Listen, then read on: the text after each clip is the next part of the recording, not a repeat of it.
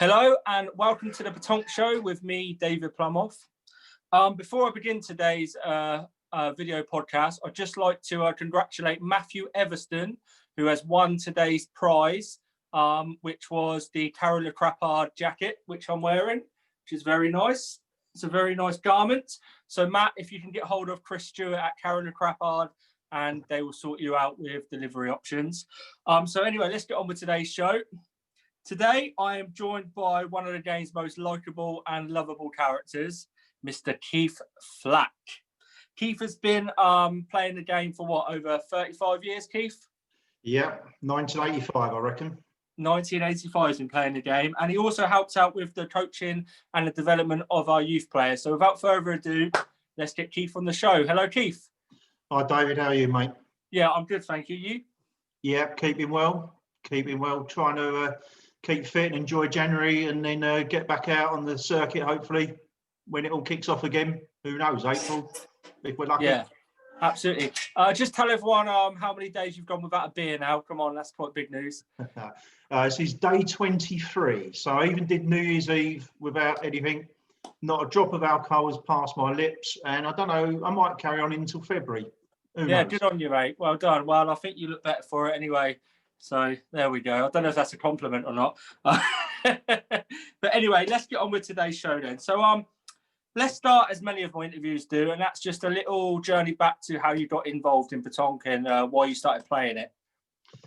Okay, I mean, like most people, it's either someone you know and it happens at a pub. For me, it's slightly different, in all honesty. I was a little kid running around the Tower Arms public house garden in South Weald, Brentwood.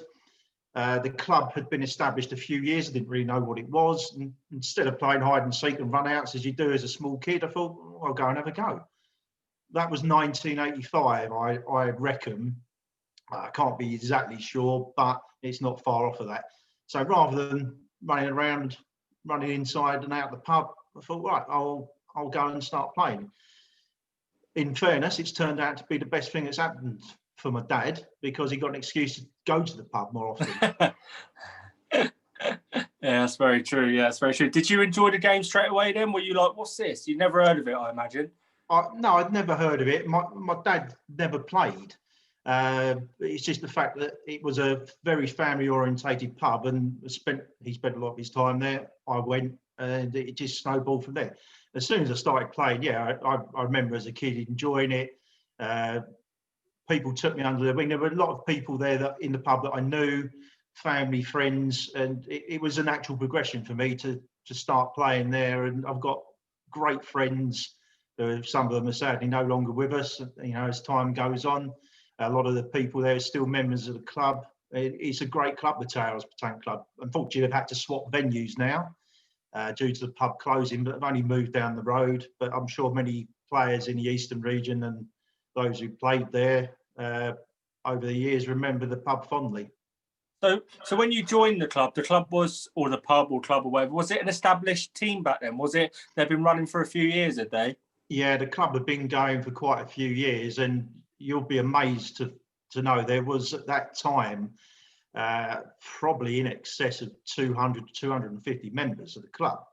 Now, Not everyone played. It was going back to tiered membership. There was a lot of social members who just wanted to throw a ball here and there, and there was experienced players up into regional level. So yeah, it was a good club to be part of, all ages, all abilities, and had a good social side to it as well.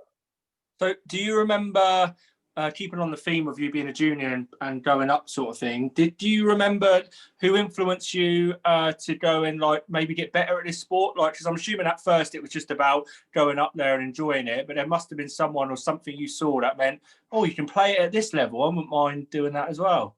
You know, as a junior and being young, you didn't really know. Well, I didn't really know what was out there for me. You know, I knew that the guys, they went away every Sunday and played competitions, because at that time of Petanque you could go anywhere any Sunday and there'd be multiple competitions to play. I just wanted to get good enough to go along, and you know, that for me that happened quite quickly. There was no real there are other juniors in the club, but not many. The structure of what was then the British Petanque Association, I don't actually know if they had a junior setup, and if they did, I was never sort of pushed or encouraged to go towards that. Not like the kids of today. I mean, see the coaching they get is second to none. But I don't think that existed, or if it did, it was just being formulated. I missed out on all of that. So as a youngster, literally the adults in the club took me under their wing. I went off and started playing regularly. I mean, I was playing as sort of in my late teens. Club night was a Tuesday. Then for serious club members, there was another club night on a Wednesday. At that stage, the club was lucky enough. We had an indoor facility, which is unheard of now. We used to play in an old barn, which was off the car park, which had 2 pieces in it. So we had floodlit barn. We used to play Friday nights and then go off and play a competition on Sunday. So we're playing 4 times a week. Yeah. You know, it was just, I just loved it. You know, I couldn't get enough of it. Do you remember the first competition you played? Not overly the first competition that I participated in. I mean, the club had a very strong internal league. I remember there was at least 6 divisions, and I remember starting out in division the bottom one and thinking, I need to get up to the top, which is obviously in the end where I ended up. But climbing that league ladder as a child wasn't easy. But as you grew up and people then, I want to play with him, you get better, and then that's the way it went. Yeah. Do you remember? So let's move on a little bit. Do you remember the first competition where you felt like, do you know what, I'm a lot better than my club level, say for short argument, and I can really compete now? Well, yes and no. I mean, it's a gradual thing because I was playing so much, and as I say, as at that sort of age, you know, school, you had to be home. You couldn't spend all night at the pub playing petanque. So it wasn't, this is my first competition, this is where I'm going to get better. It was a case that I realised that I enjoyed the game. Unfortunately, like yourself, football was a big part of my life until I did my knee in at the age of 21. And at the age of 21, that's where I really had to sort of make the decision, right, football's now out the window for me. I'm never going to play again. Petanque is where I'm going. Yeah. Yeah, no, I get that. Yeah. So, but do you remember the first competition you won? Yeah, undoubtedly. I mean, the first time I won a competition, it was in France. Okay, it was a twinning thing between the Towers Petanque Club and the village, northern France. It's outside of Dunkirk, called Merchem. Now, you've never heard of it. You'll never go there. It's not on the petanque map, but I've got lots of good friends in northern France from that area. In fact, Catherine, who's known to quite a few of our espoirs, did some training with them. He's from there. Colin Roper, who I've known since a small child. That's where the link came from. Now, the first competition I won, as I say, it was a twinning. So it was a lot social side to it in them days, but still a very good level of play. And it was the first time I'd been out there. I was 12 years old. It was 1987. I remember the weekend so well. Tottenham lost the FA Cup final to Coventry. I listened to it in one of a friend's cars. So the following day was the end of the competition. You played over 2 days. All your wins added up and you get the best English team, and overall, however many how many games you've won is added up, and that the winner was decided. Yeah. I happened as a 12-year-old boy to win the best English team. And the feeling I got when the name was announced that I'd won, I didn't really know. We're in a village hall having a dinner. Obviously, there's drinks going on. This hall is packed with English and French people, and my name was called up as the best English team, my partner. The place erupted. It was unbelievable. I've got some pictures. Hopefully, I can show them to you. Yeah, go for it. I don't know how well you can see that. Yeah, that's. Yeah. Okay. I'm assuming you're the little guy.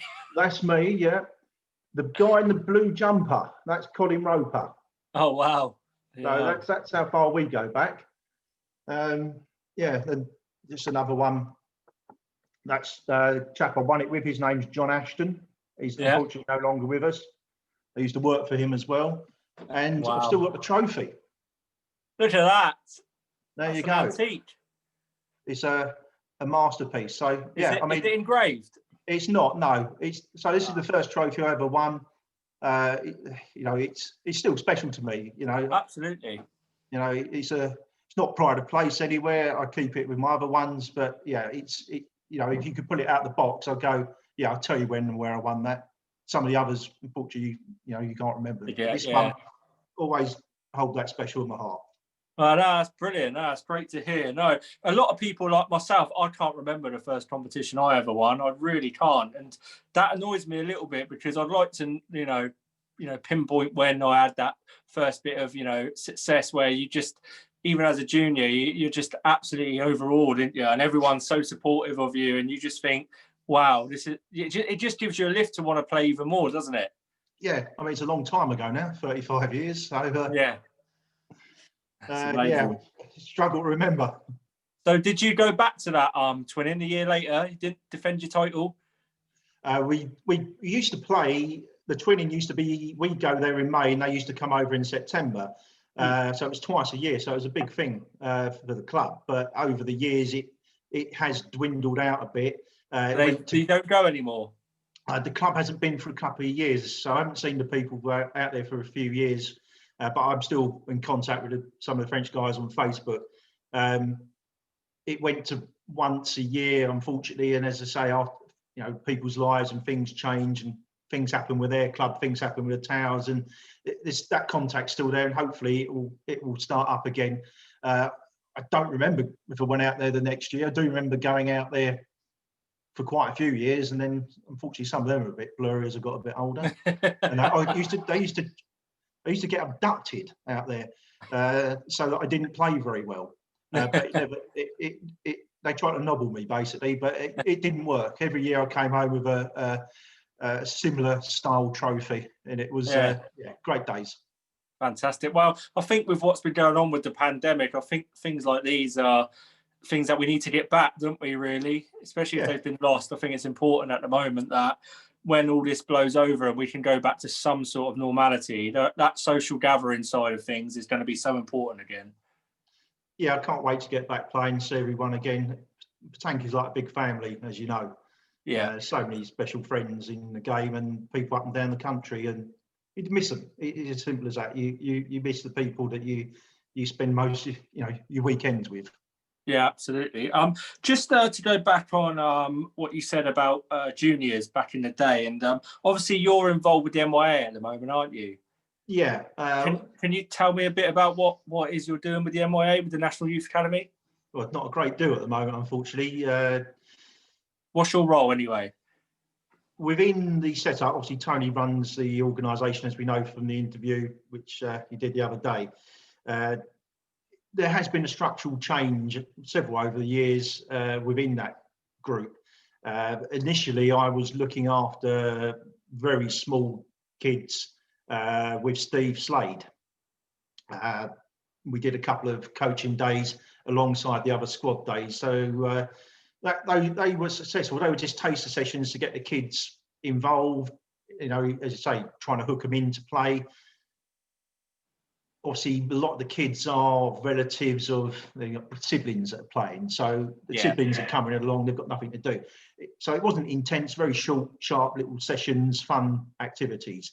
Kids enjoyed it. And then obviously, unfortunately, with lockdown coming, everything changed, and the whole setup has changed again since then. At the moment, theoretically, I'm dormant, okay, apart from was in the coaches AGM at the back end of last year with Tony. When we kick off again, I'll be working with the championship squad, which is obviously what Scott and Rowley are in charge of, preparing the kids for the forthcoming championships. Again, not sure exactly when we're going to get around to doing that, but I'm not part of the online bits and pieces that they've done.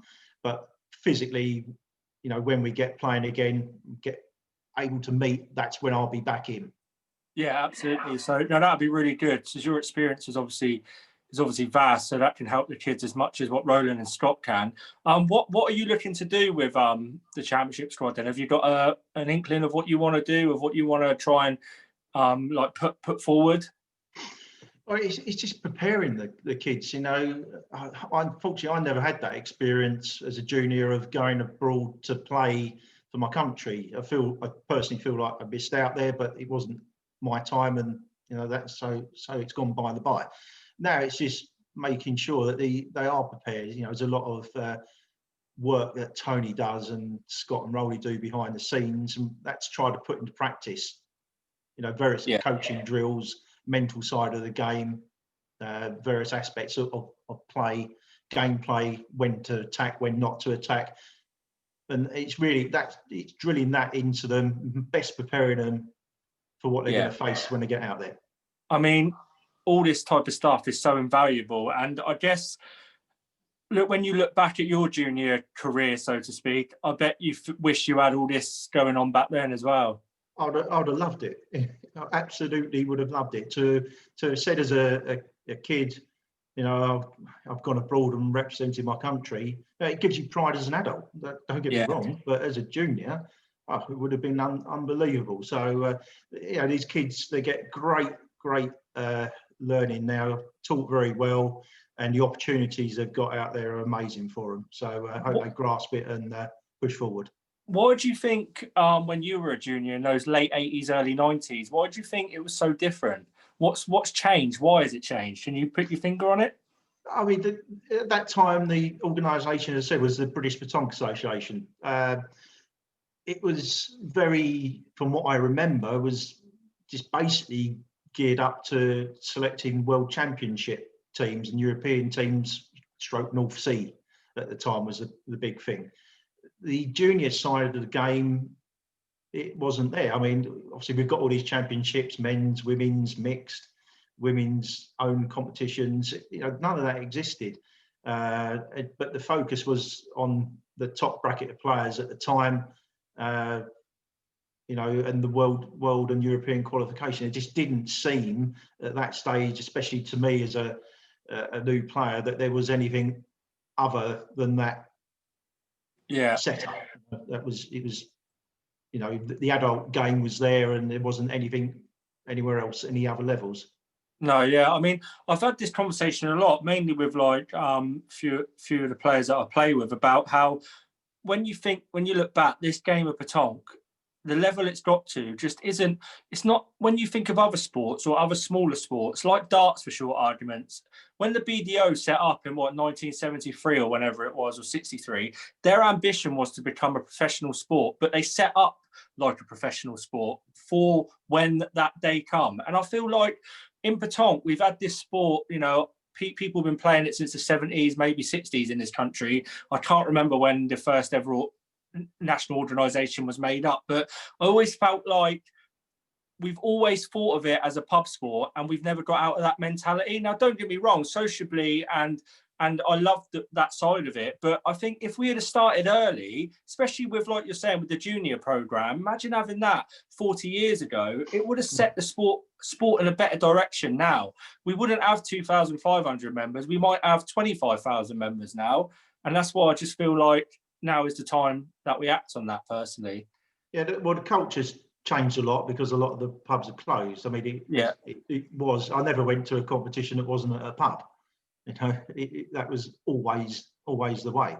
Now, you know, it's at sports centres and cricket clubs, for instance. So you are getting away from that pub culture, and that's something that the sport needs. You can't attract major sponsorship, which is another thing, isn't it, entirely? But you're not going to get the growth in the sport if you turn up in a pair of jeans and everyone's looking different. As again, from previous interviews you've done, you've got to look the part, and you can't be going down the dog and duck and drinking 10 pints and playing. It's not the image the sport wants. No, absolutely. I think another problem with the game of petanque is, and obviously for us that play it, it's quite easy to understand, but TV coverage, I think, where every petanque ball is basically silver, and you know, you just don't know what's going on sometimes unless you play it. And I think that's the difference between petanque and bowls, is how accessible it is to the viewer. It's just, anyone can put on the sport of bowls, and they know from looking at the balls who's closest, because they're different colours. In petanque, you just wouldn't have a clue, would you? No, there's no, unless someone's got a darker, naturally rustier ball. Yeah. But I think years ago they did trial some spray paint on balls. I think Sofian, I'm sure, was in a final where he got absolutely covered in red paint. I'll have to ask him about that. Yeah, ask him. I'm sure Sofian. He had red hands and obviously wiped it over himself as well. Do you have any thoughts or opinions on how we can better restructure the sport or make it accessible for sponsors? It's so difficult to attract sponsorship. I mean, it'd be great to get a national company involved because it's not something that's just a small regional sport. It, at all levels, you can go all over the country and play. So it's something that's got to be clearly put to. Someone's got to try and grab this by the horns and lobby national companies. I think it's a very thankless task. Don't get me wrong. Yeah. I really don't know if there's anyone out there. Hopefully there is in our membership that can do this. But to attract, I think once you've got one on board and it's out there and people see it's being coverage, the coverage we're getting now on Tank on the internet is, tenfold what it used to be. Yeah. But if sponsors can see that it's a national sport, hopefully, then once you've got one on board, others will come along, and that's that we need. Yeah, I think one of the places to start with, I think, is the interregional championships, using that as a springboard, because that is showcasing everything about petanque. The amount of people that turn up, it's about 1,000 people on site. You have all the different regions playing against each other. You have all the top players there. You have club players, regional players. And I think it showcases everything that is great with our sport and the competitive side of it. And I think if we can use that as as the blueprint, I think, or as the starting point to try and get sponsors in, I think that would be a good way to go about it. Yeah, I think the regionals would be an ideal place to start. A sponsor seeing the amount of people all in team kit, thinking, I can have my name on those shirts, and those shirts are then going to be worn and worn again all over the country. Yeah, and also the interregionals does attract spectators. Okay, it's usually family and friends of the people that are playing, but if a sponsor can see that not only are there 1,000 players, but there's also 200 people there watching, that's 12. That's an extra 200 people looking at their brand, and I think it's something we've got to really look into. Yeah, hopefully Clive and his new entourage will be able to pick someone out that can deliver. Yeah, absolutely. Sticking with the interregionals then, do you remember your first ever interregionals? Yeah, it was the last one ever held on the Isle of Wight. Qualified as it was a long time ago. In fact, I've written it down. Let me just find out what it was. It's so long ago. 1996. There you go. I was 8. Every regional since then up until 2020, obviously, which we missed. So that was 24 consecutive years. So yeah, it was the last one in the Isle of Wight. Qualified as Eastern one. First time I've ever been. It was a very, very tough weekend. I think we won one game out of 12, if I remember correctly. The social side of it was most enjoyable, I remember. But it was really eye-opening to see. The first time to see that many people playing that many pieces. It's quite a thing to see. Yeah.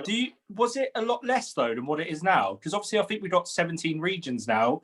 I don't know if it's changed massively. Yeah, there were less, and some of the regions were bigger, and obviously some have split and made their own regions within regions, etc., etc. So there were less people than what we have seen down at Hayling Island, but to see that was like, crikey, and the fact that you're seeing players that you read about or you only hear about, the top players at the time.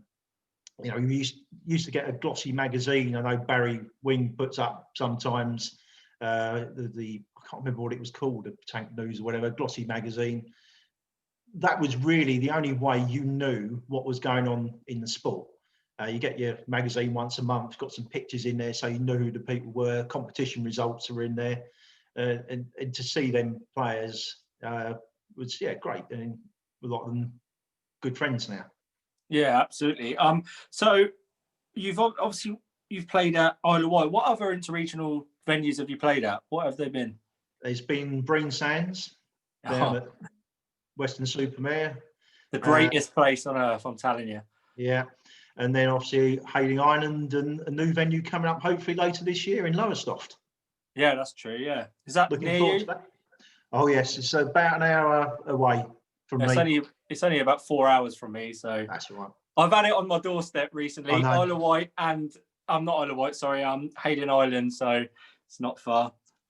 So what you obviously love the interregionals like I do, and it's such an institutional thing, I think, in our sport. And I know some of the players that I've spoke to at the top level would love, to have it more of a, what's the word, more of an even tournament where the top players don't play in it. But I'm not for that at all. I think it should be open to everyone because it's such a brilliant time. What would you say, anyone watching this that's never played in the interregionals and want to give it a go, what would you say to them? How would you persuade them to go and try and qualify? Obviously, for any player that hasn't been, one, you don't know what you're missing out on. It's a great experience. It's going to be difficult to qualify because obviously regions are strong, and there's only a certain amount of teams that can go. Not everyone can go. Recently, the club top one we're in today, this is a local club that I've been involved with. They've been playing for 5 years. Some of the guys are qualified to represent the Eastern region. Only I think 3 of them went down. They are new players, okay? They're inexperienced. It blew their minds, absolutely blew their minds. They can't get enough of it. They keep talking about it. They're spreading the word within the other members of the club that we've got here, telling them you've got to enter, you've got to try and qualify. It's an amazing weekend. It's so nice that everyone is together. And I use the word Petanque family. That is what it is. Everyone is there, all levels, all abilities, all sexes. It's a great weekend. I look forward to it every year. I've penciled it in my calendar as soon as I see the national calendar come out, so I can make sure that I'm available. There. Yeah. So Joe knows, my other half, she knows that I'm away, and I ain't coming back for 4 days. No, I echo that. It's and the amount of work that goes in from those behind the scenes to make it happen is just unbelievable as well. Yeah. They deserve a lot of credit, the volunteers that do that. Yeah, I mean, people just think, oh, I turn up and there's ready built Petanque piece. No, it's not the case. I mean, we don't know what the setup is going to be at Pontins at Lowestoft, but I guess it's going to be like Pontins at Breed Sands. Concrete or tarmac car parks laid over with very fine shingle, but someone's got to build that. Someone's got to put all the bits of 4x2, nail the scoreboards in. That's an immense amount of work that goes on, and I respect all the people that take their time to do that, and then obviously clear it all up as well. Yeah, absolutely. And also the togetherness and the camaraderie of the tournament with your team. Like, obviously we play for Chiltern, don't we? But obviously I've played for Southern and you've played for Eastern, and no matter what region you play for, the way everyone supports each other and that feeling of you're part of a squad is just like no other, isn't it? Yeah, I mean, I remember playing years and years ago in Eastern region. We were decent enough, don't get me wrong, but we're never going to win it. Okay, that stage the best regions out there are fighting for it at the time. Were Kent serial winners, and Chiltern had then come on the scene. It's like watching the golf, the Masters, I put it like, because you're playing and then a couple of 100 yards away, you hear this massive cheer and you think, oh, what's going on there? So I used to always try and watch other teams play. If I finish playing, I would like to stand about and watch what's not only my own region, but other regions. Put the pressure on. Yeah, put the pressure on. There's some top games going on. You want to be involved in it. Even if you finish playing, you're knackered. You just want to get involved. I think if we ever have the money to do it, a bit like what they do at the Ryder Cup or something like that, is have a big video printer just with all as a score goes in, it comes up and people are watching it. I think that would be fantastic. You never know. We'll have to get Martin Hughes on the case. Yeah, we'll have to. Yeah. Okay, let's move on from interregionals then. A lot of people, I know this is going back a little bit, but a lot of people say like the early 2000s were a bit of a golden time for petanque. What was it like being a player in the early 2000s? Yeah, tough but enjoyable. There a lot of great players out there. Very difficult to win big competitions. A Not lot more nowadays. players playing in big comps as well, wasn't there? Yeah. I mean, a lot of top players out there, and to try and break into that top echelon, which eventually I managed to do in the early 2000s, wasn't easy. You've got to put the effort, the miles. It's tough work. I mean, don't get me wrong, still exceedingly tough today. And good luck to you guys that are up the top there doing that. It's very tough work. But yeah, some great players, great names, people with great reputations, and unfortunately, a lot of them are no longer with us. So yeah, it was very enjoyable, but a grind. Right, and what was a better era then, now or then? Difficult to say. I mean, I can't play as much now as I used to as a teenager and in my early 20s, when I was, all over the country every week. Those were great days.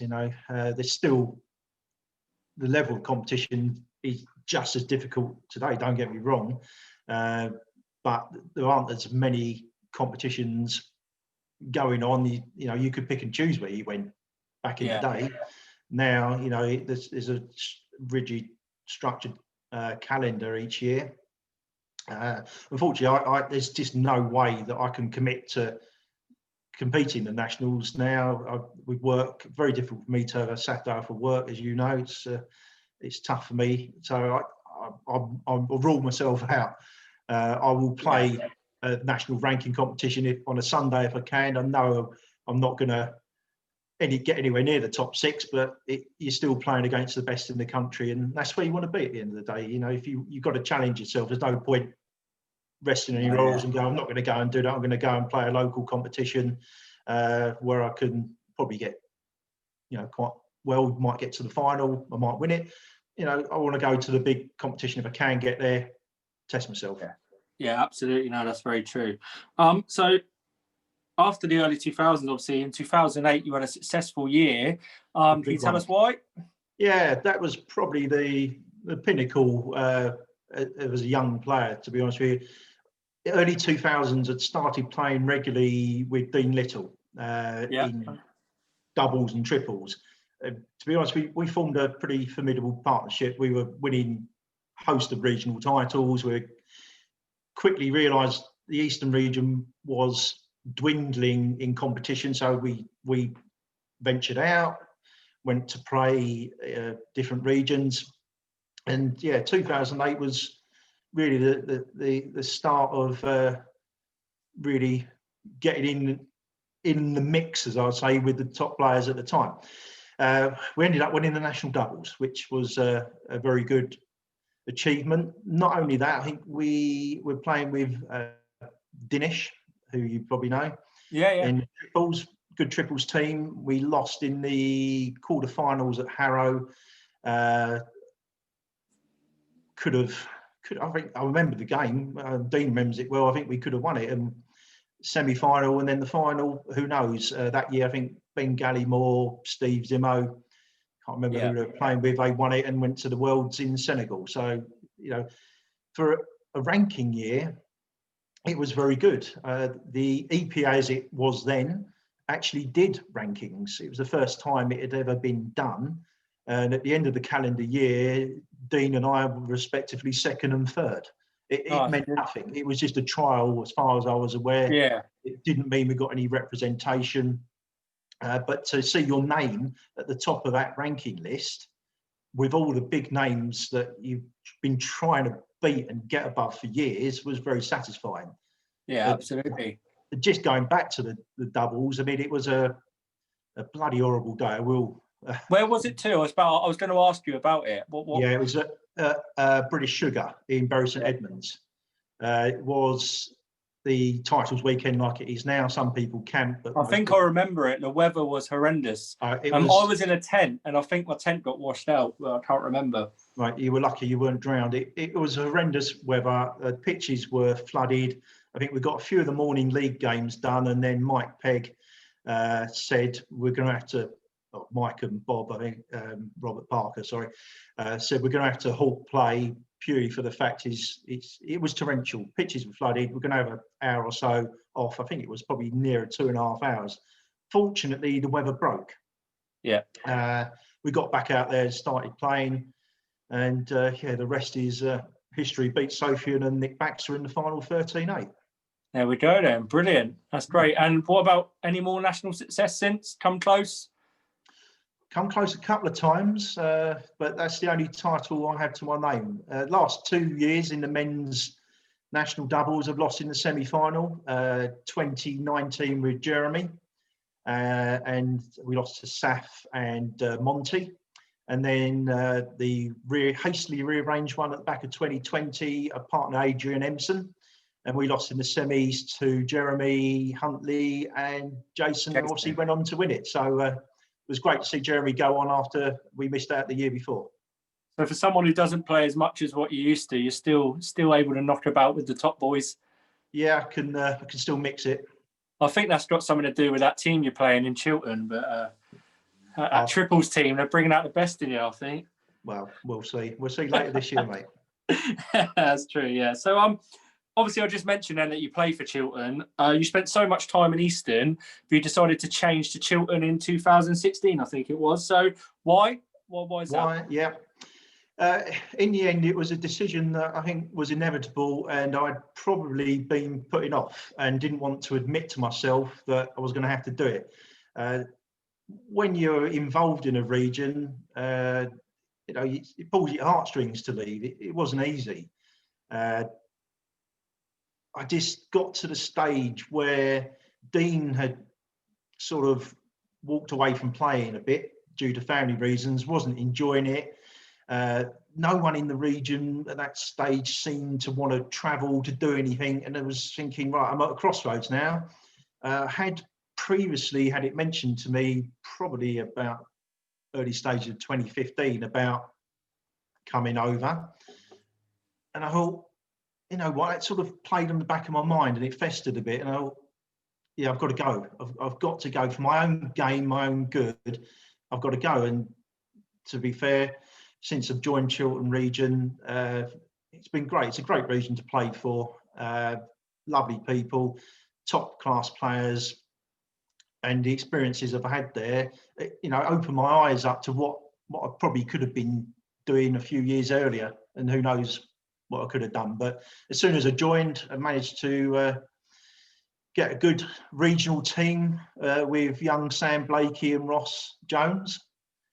First year down at Hayling, we were unfortunately Chiltern second overall, but we won 11 of 12 games in Division 1, got the best team. Ross was, I know, made up by that, and yeah, it was a great personal achievement to get that. Every year, obviously thereafter, so far, Chiltern have gone on to win. It's a serial winning squad we've got, and I think this year, fingers crossed, it's hopefully going to be the same. I know you start regional banter normally about early September, but I started now. I'll tell you, Chiltern are stronger this year, and Chiltern are going to win it again. Oh, here we go. Everyone's heard it there. Yeah, I'm starting to get messages now. Yeah. I'll get complaints. Keyboard warriors are out there, but no, I'll lay my marker down. Chiltern 2020, 4 years on the spin. 2021, 4 years on the spin. What position are you going to qualify in, though? Depends how well you shoot, mate. Cheers for that. Put the pressure on me. Thank you. No. Well, obviously, we're playing together with the naughty boy of Patank, Mr. Sean Prendergast. So he sets a very high standard. He doesn't want to be outside the top two. So that's where we want to be. Yeah, going to be very difficult to get in the top two for Chiltern. Yeah, well, we should have done it last year. We lost that game at the end, which was just so stupid. But hey, there we go. That's life. There we go. Yeah, let's not dwell on it. So let's talk about a club close to your heart that you've just helped to, or is it redevelop or newly developed club? Do you want a bit of promotion for that club? Okay, yeah. I mean, this is a club that's based literally just down the road from me at a beautiful little pub. Those who are friends of me on Facebook, I always check in when I go there. It's a proper chocolate box country pub. You know, old patterned carpet, low ceilings, beams, fire. Oh, lovely. Proper country pub. Now, the guys had started playing down there, and I didn't even know about it. It was brought to my attention by one of my close friends through drinking at a local working men's club that we've got here in Tiptree. The conversation went, Andy Upton, who I think you're in contact with now, he was having a beer with my friend Mick and said, oh, I've just started playing this new game, Tank. Why don't you come down and play? My mate Mick, no, not for him. He went, no, not for me, but yeah, I've got a mate that plays that. He's okay, plays for England. And it snowballed out of control. Andy was like, crikey, who's this? And I actually knew Andy anyway, but not that well. I mean, we're great mates now. But yeah, the club had already been playing. They played in a local invitational league for beginners, which was for them absolutely ideal. The only problem was where they were playing at the pub was on the car park, which was boulders basically. It had no advantage to them. I like playing it, don't get me wrong, but for them as beginners, it wasn't conducive to learning. They had no tactical awareness. They'll be the first to say that, you know, they were getting tonked. Okay, they were dropping ends of 4s and 5s, but they were enjoying it. The first thing I did with them was to, when I got involved, had a training exercise in my garden on my pitch. They came round, got to see what they're all about, and yeah, just basically drumming into them the importance of gameplay, tactical awareness. The club actually now is, I reckon, in the Eastern region, is probably the second biggest club after Towers in Brentwood. I think there's about 16 members that we've got, and they play summer league. I play for a different club in the summer league, so I play against them. But in the winter league, I play with them. And during lockdown last year, we managed to get round to building a pitch. So what was 5 years of them in the making, we built a piece in 5 weeks, and it's a lovely little piece. And in my honour, because I donated some slabs to them for a bit part of the project, they named it the Flack End. So, you know, and it's got a beer terrace on it. So it's the Flack End, and it's got a pallet where some pallets at fences and with a beer shelf. So it's a great little club that we've got. It's only 3 piece. The next thing is to get some lighting. We are sponsored, okay? A lot of this was available in this kit. I mean, it's been sponsored by a local electrical firm. We've got another club sponsor that provides our jumpers, all printed up. Andy Upton is the one that is very good at this. Perhaps we need to get him on board for the English Tank Association. Put him on the spot here. He's very good at that. We're hoping to get some more money come in, do some more bits and pieces, and get some floodlights. That's brilliant. That is absolutely brilliant. So you say it's only 3 piece. So is that just all the room you had, was it? Yeah, the landlord gave us a little bit at the bottom of the garden. We can get it. I think it measures 14 long, and I think it's 12 wide. So that's good. You know, it's a good size. Yeah, good size piece. Yeah. If you lane it off, it's free. But there's still the car park which we can use as well. So if there's a competition, a league match that we have, and we need more than 3 piece, we have the facility there to have at least another 6, 7, 8 pitches. Oh wow, that's brilliant. So the landlord is well on board with it then, because I think that's one of the issues with pub terrains, is that after a while landlords change hands or they get bored of it, and then it just goes to pot. Yeah, it's a free house, so the fielder landlord is the owner of the pub. You know, he's got no plans to go anywhere. He has played. He's been away. We go up to Suffolk every year and play a local competition with some of the guys in the Suffolk Coastal League up there. Fielder landlord's been up with us, so he knows what it's about. But he's never seen it before, so he's had to be educated on how the sport runs. You know, people just think you turn up and everything runs like clockwork. It's not like that. You know, you've got to explain to the landlord what people want when they get there, when to do lunches. You can't have lunches coming out because you've ordered them and you're still playing. You know, it's got to be in a set time. So he's learning. You know, we're adapting, but so far it's working really well. It's going great guns. So the club isn't affiliated to Petonk England then, no? Is that how you're able to play for them and play for Chiltern? Yeah, my club membership is via Chiltern, sports bar. But I am also a member of that club. You know, I just pay my membership each year. But that's how I can theoretically, whatever you call it, dual play, whether it's in one region or another. You know, your membership covers you to play. I can't play anything other than local league for them. Obviously, I can't represent them in the region. The club is a member of the Eastern Counties region. They've got their certificate. They're all fully bonded, all paid up. All good. Oh, that's great. Okay, brilliant. All right, well, we're coming to the end now of the podcast, and there's always 5 questions that I'm going to be asking my guests at the end of the show. So I'm going to start this with you now. So these 5 questions are just basically about, you know, what you like, or what's your best this or best that. So let's start with, what's the best venue in England you've ever played at? Okay, I mean, I saw Reese's one that he said it was Arlesey. I don't disagree with him because that's a very, very tough piece, and I do enjoy playing there. It's frustrating as it is good. I will say that my favourite piece to play on is at the Rain Swan in Braintree. Very good. The car, not the one in the field where the cars park, not the top bit. That was my club when I first moved up to this area of Essex some 12 years ago. And I'm still a member there and playing the Summer League with them. So the bottom pitch, I knew every in and out of that.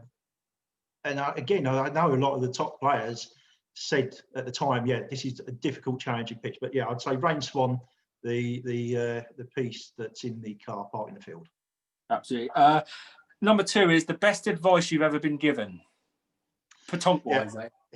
Well, the best advice, and it is still true to this day, is just never give up, never know when you're beaten. That was instilled into me as a junior. Now, I had a very, very good role model, took me under his wing, family member, his name John Cartwright. I mean, he's a father figure to me. Unfortunately, he's no longer with us. I remember it very clearly. We were playing a Eastern Region qualifier from a club at Neen. Graham, Merle and Eve. I don't know if people will remember them. A good side. We were 12-0 down. Okay. John turned around to me and said, we win this end, we get a point, we grind this out. We won the game 13-12. I think we won every end after that. Obviously, we did because we won the game, but in ones. One of the best wins. I still remember it to this day. Fantastic comeback win.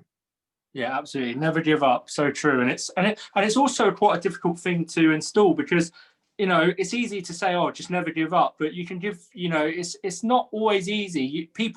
Human nature is when you're losing 12-0 to go, well, I'm not going to win this. So that's it, over. Yeah, you've got to think if you're losing a game, at the end of the day, even if you get to 4 points, that could make a difference in the overall standings. You know, just try and get as many points on the board. Grind a result out.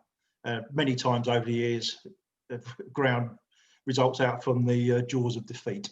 Yeah, absolutely. Okay, then, who is your favourite doubles partner to play with? Right, okay.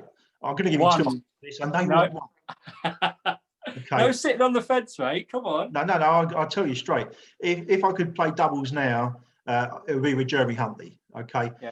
Great player. Great mentality towards the game. Superb shooter. Very good mental tactician as well. You know, little quips here and there. I'd rather be playing with him than against him. Let's put it like that. But I really enjoyed the 2019 men's doubles with Jeremy. Unfortunately, we weren't able to do it again because obviously he's in the England squad, so he can't differ from that with the training regime that they've got. But so Jeremy, current, in the past, Well, I can't say anyone than Dean Little, really, can I? You know, he's going to kill me if I don't say that. Let's face it. But no, we had many good years together. Yeah, absolutely. So, biggest competition you've won? Doesn't have to be big in terms of, you know, it can be big to you at the end of the day. Well, obviously the national doubles in 2008 is the pinnacle, the biggest one. Something that's given me the most satisfaction is not even playing, to be honest with you. I had the honour of managing Baldock Town in the Euro Cup in 2017 out in Belgium. What a great weekend. As you know, from now joining Baldock Town, it's a great competition. To be asked to step into Johnny Sewell's shoes to fulfil that role, I loved it. You know, it was absolutely superb for me. I got more out of that than actually playing. Just to be with that squad, to see how they operated, the way they work, amazing. And great luck. Best of luck to you guys when you go off and do it again. Yeah, absolutely. Thank you very much for that. And lastly, your dream triples. Anyone in the world you can play with, you and 2 others. Okay. This is not an easy question to answer because you're going to say either the top bracket of players in this country or across Europe or indeed the world. I'm going to go back in time. If I could, I would just love one more triples competition with my old Eastern region team. Both of our guys I play with, unfortunately, have passed away now. Had great times with them. So that's John Cartwright and Eddie Farragut. Not known to many people, but to me, very special people. Yeah, I just love that one opportunity to do that again. Absolutely. That's a great answer, mate. A very good answer, actually. Well then, we've come to the end of today's interview, Flack. Thanks very much for your time. I really appreciate it. Great. Cheers, mate. All right, mate. I'll speak to you later. Bye-bye. See you in the piste. See ya. Bye. Bye.